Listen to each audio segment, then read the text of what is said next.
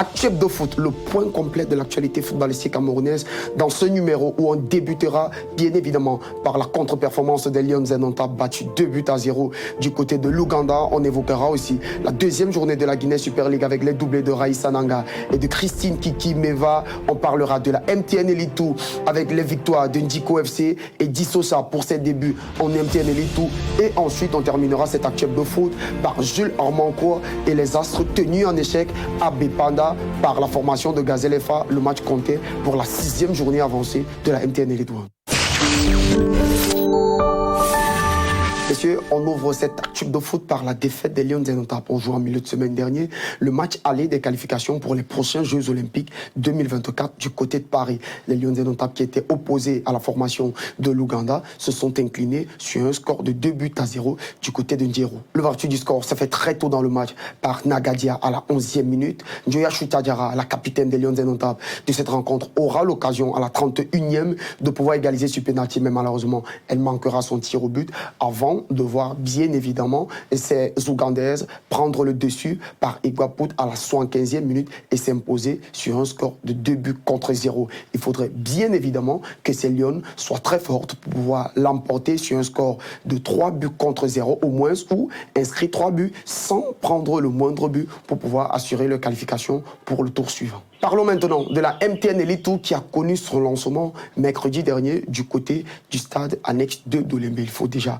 rappeler que lors de la première rencontre de ce match d'ouverture, c'était un match nul, 2 buts partout entre la formation de Renaissance de Ngoumou et le Tonnerre Kalara Club. Mais la rencontre qui va nous attirer, c'est bien évidemment le choc du côté de Limbé qui mettait en opposition la Panthère sportive du Ndé à la formation d'Issosa de Limbé promu. Cette rencontre qui va se dérouler très bien jusqu'à la 78e minute pour la Panthère du Ndé qui va concéder un but sur une passe décisive d'Ivan Yachet et ce but de Jefter Harry. Pour sa première rencontre en MTN Elite 2, le promu l'emporte donc sur un score d'1-0 avec un stade complètement acquis à sa cause. Dans les autres rencontres, on rappelle que le Tonnerre Kalara Club en ouverture s'était tenu en échec avec Renaissance de Ngoumou sur un score de 2 buts partout avec un doublé de Zoa. Bafmeng United et Frontier Street ne disputeront pas leur première sortie. FT Yaoundé 2 relégué va prendre le dessus sur Aigle Royal du Mungo sur un score d'1-0 et le Racing de Bafoussam va dominer Unisport du Onkam sur le score d'1-0 dans le groupe A.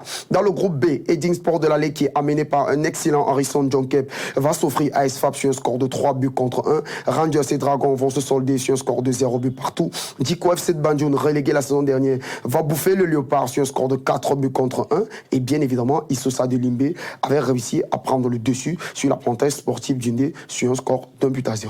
Regardez, conséquence directe au classement après cette première journée, ça c'est le classement non officiel. Dans le groupe A, la formation de Yaoundé 2 est leader avec 3 points, suivi du Racing de Bafoussam avec 3 points aussi. Le Tonnerre Kalara Club se positionne en tant que 3e avec 1 point. Renaissance de Ngoumou, 1 point. Il faut descendre à la 7e position pour retrouver Unisport du Onkam, 0 point. Et Aigle Royal du Mungo qui ferme la marche avec 0 point.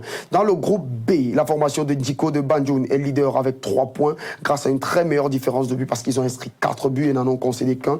Eding Sport de la Leke est 2e avec 3 points. Issosa aussi complète le podium avec 3 points. Il faut descendre jusqu'à la 7e position pour retrouver ASFAP, 0 points. Et les Léopards sportifs de Douala, 0 points. Guinée Super League ont joué la 2e journée du championnat national de première division dames du côté du Cameroun. 12 buts au total ont été inscrits durant cette 2e journée, comme vous pouvez l'apercevoir sur ce tableau de résultats complets avec le match nul. 2 buts partout de la formation d'Authentique face à Éclair. La formation d'Itambon va s'incliner face à Louvre sur un score d'1-0. L'Eki réussit à gagner ses 3 premiers points de la saison en battant Awa sur un score de 2-0. Les Amazones continuent en s'imposant 3-0 face à Edingfi. AS Fortuna pour la première victoire de Diane Demé sur le banc de touche battent la formation de Caïmanfi sur un score d'1-0.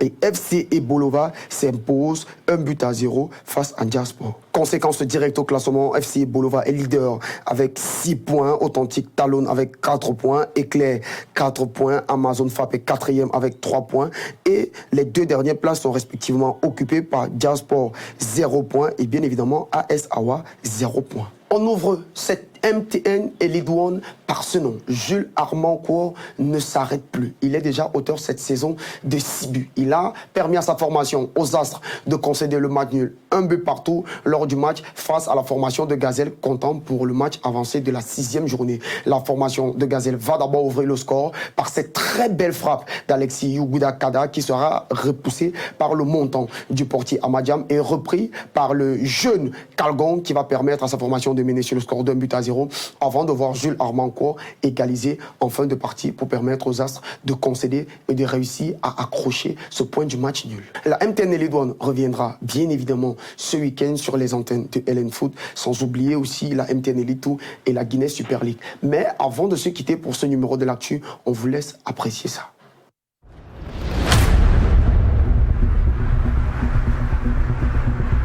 Je ne cesserai de repenser à ce moment-là, puisque j'étais courtisé par tous les grands clubs en fait.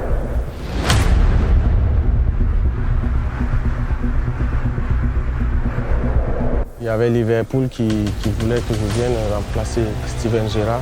Il y avait Schalke 04, tout ça. Il y avait Saint-Etienne, Monaco.